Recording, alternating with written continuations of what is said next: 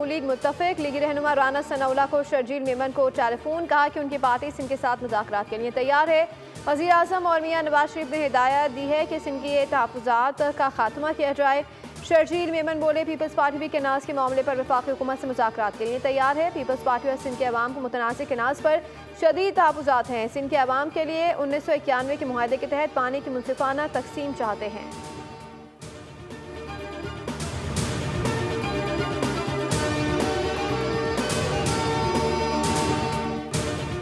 गजा मलबे का ढेर बन गया है, बच्चों को निशाना बनाया जा रहा है। मुस्लिम हुक्मरान गैर मुस्लिमों से गैरत खाएं। मीर जमात इस्लामी हाफिज तैमूर रहमान का खिताब, कहा मुसलमान हुक्मरान बेहिसी का लिबादा ओढ़े हुए हैं। 26 अप्रैल को मुल्क की हड़ताल होगी।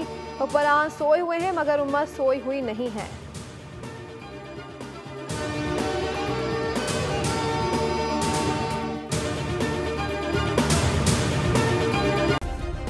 सब्सक्राइब करें और बेल दबाएं ताकि कोई खबर रह न जाए।